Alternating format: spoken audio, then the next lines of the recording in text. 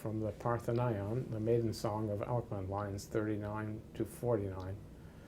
And I sing the radiance of Agido as I look upon her like the sun, which Agido summons to shine as witness.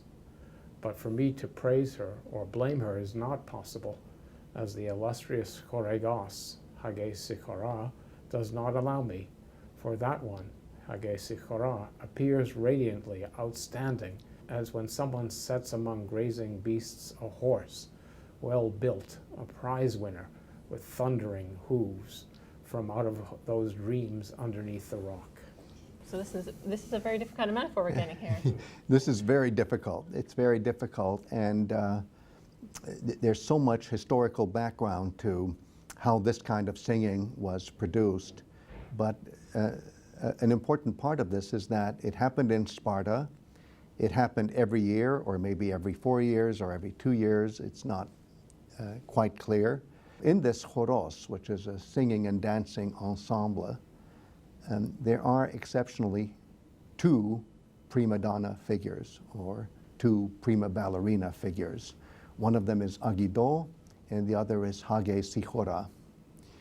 And from what I can make of this, I think that these are generic names for 2 superstar singers, dancers, who are recruited from the royal lines of Sparta, and there are 2 royal lines. And Sparta is really into twin ideologies. There are 2 kings, and therefore there are 2 princesses, so to speak, who are the stars of this choral song and dance, which is a seasonally recurring thing. And each one of them is so radiant that you can compare them to a celestial body. And they're competing and cooperating at the same time, which is typical for Greek performance events. Competing and cooperating, or collaboration, go together.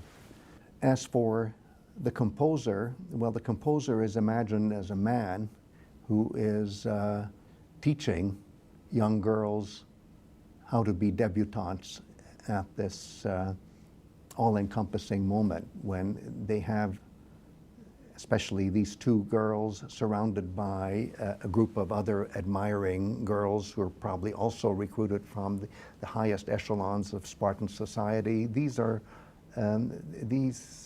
girls are all celebrating some kind of celestial recurrence. I'll try to be as careful as I can in saying this. It could be the coming of a solar goddess. But whatever it is, when people talk about this kind of singing in later Greek traditions, they talk about figures like Agido and Hagesikhora as if they were priestesses, and that's fine. It's okay to say that they're priestesses. If you think of priestesses as elite women who are recruited for special public sacred events.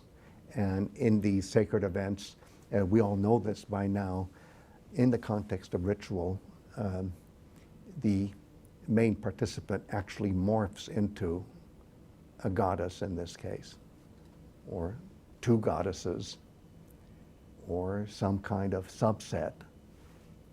Again, there's so many things we don't know about this song, but what's important for us as we compare this kind of singing and dancing with the singing and dancing we see in Sappho, in Sappho's songs, there are many analogies, and the biggest one is, again, the equating of a human participant in ritual with a divinity at the moment of the ritual.